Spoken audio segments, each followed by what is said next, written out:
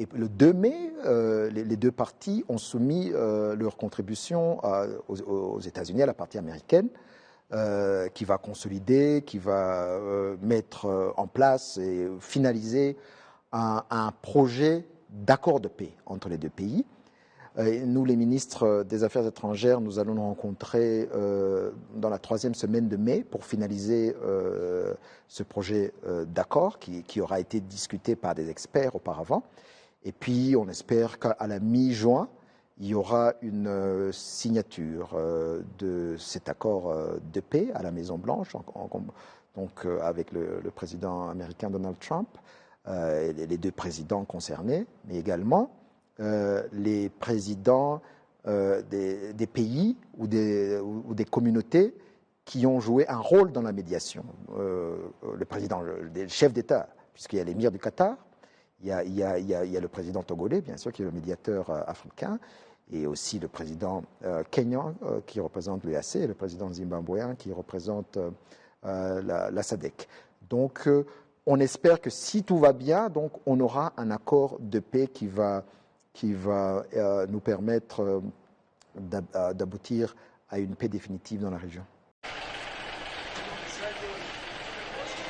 La restauration collective, module dispensé à l'École supérieure d'administration militaire de Kinshasa, a fait l'objet du déplacement des stagiaires de la 8e promotion de cette école, le jeudi 1er et le vendredi 2 mai 2025, respectivement à Pullman Hotel et au restaurant Zamani. Cette visite a permis aux stagiaires de s'imprégner de l'organisation et du fonctionnement de ces restaurants des standards internationaux. Sous la conduite du chef Jérôme Cartaillé, ils ont visité la chambre froide, l'économa, les bars et autres espaces. C'est à l'espace Les Triomes que les stagiaires ont posé plusieurs questions pour une bonne compréhension. Au terme de cette visite, le général Kakenza Jean-Claude, commandant de l'ESAM et chef de la délégation, a au nom du chef d'état-major général de FARDC, remercié M. Éric Legras, directeur général de Pullman Hotel, pour ces gestes de collaboration. Je te remercie Pullman pour cette participation à la formation de nos stagiaires. Après avoir suivi le module restauration collective, ils ont contextualisé un peu tout ce qu'il y a comme problème autour de la restauration collective. Merci pour tout. Il s'en est suivi une remise des cadeaux au directeur général de Pullman et une séance photo. Le directeur des affaires académiques de l'École supérieure d'administration militaire a fait l'économie de cette visite. Oui, ce qui est intéressant après les cours théoriques qui ont été dispensés entre lundi et mercredi, il est important de voir cette théorie mise en application. Et pourquoi au Pullman? Parce que c'est une structure importante avec plusieurs restaurants. Donc un niveau de complexité qui s'apparente, et c'est la raison pour laquelle j'ai choisi le Pullman, aux contraintes opérationnelles quand les soldats sont déployés. Et la satisfaction alimentaire, que ce soit pour des clients d'une grande structure ou des soldats en opération, est la même en définitive. Et le Pullman offre ce niveau de complexité pour que les stagiaires se mettent dans un contexte opérationnel et comparent les contraintes d'une telle structure. Au restaurant Zamani, la délégation de l'École supérieure d'administration militaire a été conduite par le colonel Eric Ngoli Bamele, commandant adjoint de l'École supérieure d'administration militaire. Ils ont d'abord visité le supermarché des Zamani avant de se rendre au restaurant Zamani. Une remise de cadeaux et de photos souvenirs ont clôturé ces 2 journées de visite. L'approche militaire à côté des non-militaires, stratégie mise en œuvre par le commandant des opérations militaires en Ituri, a pacifié la zone de Kunda en chefferie de Babelebe. S'inscrivant dans cette logique, sur instruction du lieutenant-général Luboya Kachama Johnny, c'est le colonel Siro Simba Bunga Jean, administrateur de ces territoires, a palpé du doigt l'amélioration de la situation sécuritaire actuelle. Parce que sinon, on va vous demander qui bloque qui et pour quel objectif. Durant 3 jours à Kunda, ceci a contribué et redynamisé la cohésion sociale et la paix associée à la reprise des activités socio-économiques qui se déroulent le jour tout comme la nuit. Pour pérenniser ces acquis de paix et la cohabitation pacifique enregistrée à cette période de l'état de siège, l'administrateur du territoire a échangé avec toutes les couches sociales de la chefferie. Nous gérons la population.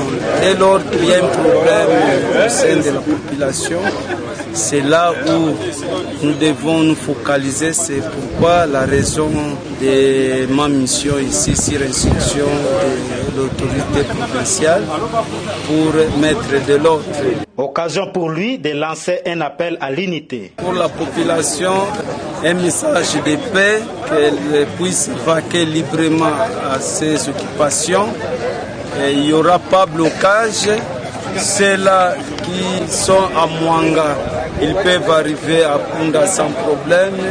Et des Kunda peuvent aller à Mwanga sans problème parce que nous prenons la libre circulation de la population et de ses biens. Incroyable mais vrai, des maisons commerciales construites en dur poussent comme des champignons grâce à la restauration de l'autorité de l'État et la stabilité sécuritaire telle que voulue par le chef de l'État congolais Félix-Antoine Tshisekedi Tshilombo, initiateur de l'État de siège pour le bien-être de sa population. Le pouvoir que le président de la République, son Excellence Félix-Antoine Tshisekedi m'a donné, ne permettent pas à l'OCC de sombrer. Je vais tout faire pour redresser et relever cet office. Et donc, des mesures que j'annonce sont nombreuses. Désormais, tous les cadres vont signer un contrat de performance. Pourquoi le contrat de performance? Parce que les grades que vous avez obtenus sont à la fois bons pour vous, mais constituent à la fois une charge pour l'office. Désormais, nous allons digitaliser l'Office congolais de contrôle.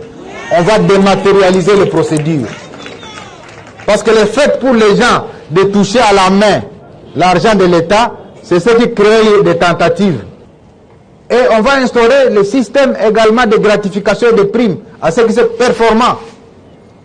On vous a assigné autant de ressources à mobiliser, vous avez atteint 200%, vous bénéficiez d'une gratification. S'agissant du rappel, mesdames et messieurs, tout le monde sait que l'Office congolais de contrôle est un établissement public à caractère scientifique et technique. Et pourtant, l'Office congolais de contrôle, c'est une mine d'or qui peut redorer le blason terni des entreprises et établissements publics. Le chef de l'État, lorsqu'il a ouvert, il y a quelques mois, c'est en décembre 2024, les États généraux sur les entreprises du portefeuille de l'État, il a clairement indiqué que les entreprises de l'État, les établissements publics, sont des piliers de la croissance économique. Je suis informé aussi que ce qui plombe le fonctionnement de l'office, c'est parce que les frais de fonctionnement sont envoyés en province, il y a un phénomène de retour ici à Kinshasa. Parce que j'ai dit au ministre de la Justice qu'au-delà des sanctions administratives, nous devons passer aussi aux sanctions pénales. Et donc, vous avez une mission noble. Voilà pourquoi vous êtes impardonnable si vous concourez à l'enterrement de l'OCC. Je souhaite aussi à l'office qu'il soit performant, qu'il aille de l'avant et que nous soyons un modèle